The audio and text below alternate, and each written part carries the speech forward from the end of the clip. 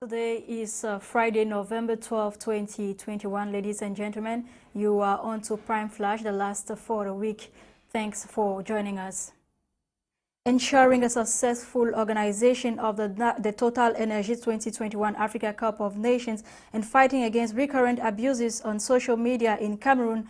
These are the main recommendations made yesterday, November 11, 2021, by the President of the National Assembly, Honorable Kavayege Jibril, and the Senate Nyat Jifenji at the opening of the third ordinary session of the 2021 legislative year. The traditional rulers of the English-speaking regions who left their area of command in search of safety were equally urged to return and accelerate an effective peace atmosphere in their respective villages. The governor of the Southwest region, Bernard Okalia-Bilai, has visited injured students of the recent explosive in the University of Buea. This was yesterday, November 11, as he called on students to be courageous. Mogi Rekan. The governor of the Southwest region, Bernard Okalia-Bilai, has today visited victims of yesterday's explosive at the Amphi 600 in the University of Buea, who are currently receiving treatment at the Buea Regional Hospital. The 14 wounded students are all responding positively to treatment, said Dr. Martin Mokake, director of the Buea Regional Hospital. Yesterday, yes, we found out that she had various injuries, one to the neck. We were much more afraid of the neck because it could cause obstruction of breathing. But we did another ultrasound, the neck was clear, but in the other findings we realized that she had a problem with the abdomen. So we saw blood in the abdomen, so meaning that she had an internal bleed. It is not because anything penetrated the abdomen though. It's simply because in the motion of stampede running up and down, she got hit by a lot of people and then it caused the bleed. We could be able to handle it in the theater and she's calm and stable. Okay. Meanwhile, Governor Bernard Okalia-Bilai called on the victim to be courageous. Okay, we came to say courage. That we should not be afraid. After the hospital, you go back to your classes. You understand? The state is behind you to protect you, and those people cannot succeed to disturb the schools. Okay, courage. Be strong. There is nothing. They want to intimidate you, but we are there. They cannot. They should never, they will never intimidate you. This is what. Because we are there, you know how we're going. If you don't do this,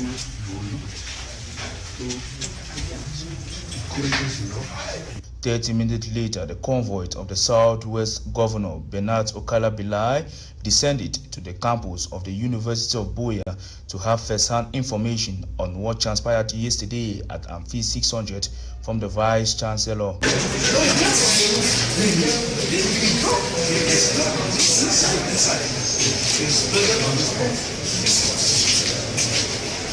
Whether the person had climbed up there and hid himself there and threw it at them. It is more likely that it is one of his doors. Before visiting the site, the Southwest Governor held a meeting with academic authorities, military experts, elected officials on way forward to prevent such happening in school. It should be noted that activities of the University of Buea is waxing stronger with lectures going on normally. The first ever kidney transplant in Cameroon was successfully performed yesterday, November 11, at the Yaoundé General Hospital, which mobilized its top surgeons and professionals from abroad to make sure the surgery is successfully carried out. Mr. Balogog thus becomes the first kidney failure patient to undergo a kidney transplant in Cameroon. His brother, or his junior brother, was the donor. The lifeless body of 25-year-old Eliane has been found. The body was found yesterday in Efok at the Obala Center region of the country. According to sources, some parts of her body had been extracted. The family members of the deceased had filed a complaint about her disappearance a few days ago. A man has given up the ghost on the spot following a road accident. The tragedy occurred November 11 at the Makepe neighborhood in Douala. According to eyewitness, the victim, who was a motorcyclist, tried to overtake a truck before crashing under a private car coming in the opposite direction. The recurrent fire incidents in Cameroon has kept the government and its citizens disturbed, as human, material and financial damages are now immeasurable. In this following report, Eileen Sama sought for a way forward to curb this phenomenon as she sampled an expert's opinion. Her report. The increasing fire incidents in Cameroon is now a call for concern throughout the national territory, as markets, hospitals, shops, companies, business places, homes and others have all suffered the tragic phenomenon, which in a majority of cases, the causes are not usually known. Since the start of 2021, each month, one or more destructive fire outbreaks are reported on the media in at least 2 of the country's regions. But the big question is, what accounts for the recurrent fire outbreaks in Cameroon? Young Clement, a safety expert and environmentalist, says poor electrical connections, poor wiring and cheap materials, as well as negligence are huge contributory factors. Not buying good distributors, there is this Chinese distributor that is not too effective, so we use it, we connect refrigerator, television, iron, and then because of that there is high security, and this can generate electricity. Sometimes the women cooking in the kitchen, they can forget to turn off the gas, and and children sometimes they play, they can come into the kitchen and light match upon the gas. So putting combustible materials together, we saw in Limbe where there was an explosion because gallons of petrol were stuck together. The safety expert proposes general sensitization of the public as a measure to reduce the fire incidents. It's a high time that we sensitize the general public on the causes of fires in homes, educate our children, keep combustible materials away from sources of heat, because we know fire needs 3 elements to start: heat, oxygen and fuel. So if all these 3 elements are present, we are going to have fire. It's a sad story that 2 children lost their life Monday night as a result of this kind of incident, but it keeps reoccurring. Even in public markets, we see that there is even fire, even in offices. Sometimes employees, they close at night, they forgot to switch off electronic device. Clement Young warns that the environment is also at risk with the increase in fire outbreaks. Even the environment, because it emits CO2. Now we are in the COP26 where we are talking about environmental climate change, global warming. So all of this is something that we need to look at it in order to stop. However, the safety expert was quick at telling if the reoccurrence in fire incidents in the country is due to neglect or accidents. Before an accident occurs, there must have been a situation or a condition that led to that accident. In some sort of way, we can't say it's really accidental, because if we take preventive measures, if we know the causes of fire in our homes, in our offices, in the different industries, we will prevent them. It is fair to say that in order to curb the countless fire incidents in Cameroon, all citizens must put hands on deck, and fire extinguishers a must for all homes, offices and business places. The Minister of Housing and Urban Development, Celestine Kecha-Cortes, has called for a high sense of patriotism from the employees of the Hygiene and Sanitation Company.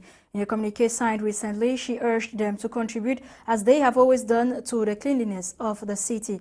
The press release comes in the midst of a turbulent social climate at the Zatsa company, where employees have repeatedly gone on strike to demand payment of 2 months' salaries. The month of November is set aside to sensitize about the infectious disease pneumonia, a disease which, according to the World Health Organization, is one of the leading causes of death across all age groups, or across all age groups worldwide. Health reporter Bokengo Wadi.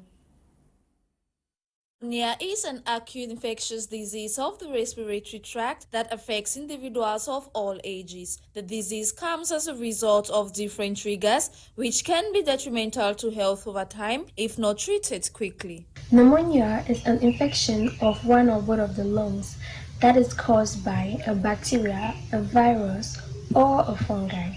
Now, this is going to result in inflammation of the alveoli, which are air sacs in the lungs. And these air sacs are going to be filled with fluids or pus, resulting in breathing difficulties. Claiming the lives of more than 1 million adults yearly and 2,200 children daily, this infectious disease possesses mild to severe symptoms which are supposed to be looked out for. Shortness of breath, chest pain, headache, nausea, vomiting, mucus cough, loss of appetite. Laying emphasis, the midwife states, pneumonia is contagious as it is droplet-borne and is gotten by the sneeze or cough from an infected person.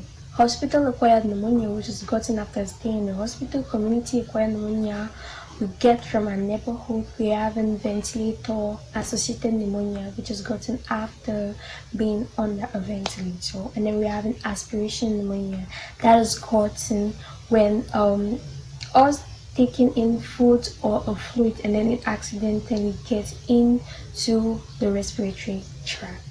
It should be borne in mind that pneumonia is the single largest infectious disease that claims the life of older individuals as well as babies yearly.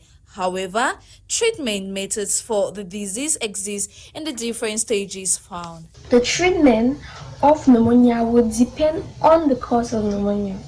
If it is caused by a bacteria, then you might be given oral antibiotic or intravenous antibiotics, that is antibiotic injections. And the severity of the case, so you might be placed on oxygen and respiratory therapy in order to improve on your breathing. Advocating for better global action regarding pneumonia this November is critically essential, especially with the coronavirus that is rocking the world upside down, having the same signs and symptoms like pneumonia. For every disease, bacterial or viral infections, early diagnosis is key in combating the disease as well as help reduce global prevalence yearly. And out of the country, following the death of Frederick Willem de Klerk, the former president of South Africa and the last white to lead the nation, his foundation released a video recording dubbed his final message, in which he talks about appetite. The latter, who died yesterday, November 11, after battling with cancer, apologized in the video recording for the pain, the hurt, the indignity, and the damage to Black, Brown, and Indians in South Africa. Let's have an excerpt. Me today, in this last message, repeat, I, without qualification, apologize for the pain and the hurt and the indignity and the damage that apartheid has done to Black, Brown, and Indians in South Africa. I do so not only in my capacity as the former leader of the National Party, but also as an individual.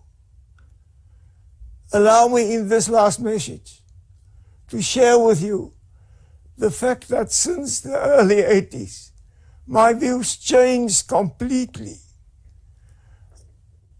It was as if I had a conversion. And in my heart of hearts, realized that apartheid was wrong.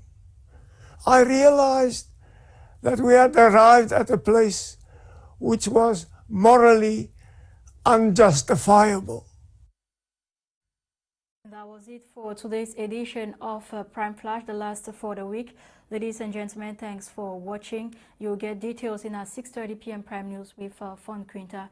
Coming up next is In the House with Eileen Sama and her ladies. Have a nice weekend. Bye.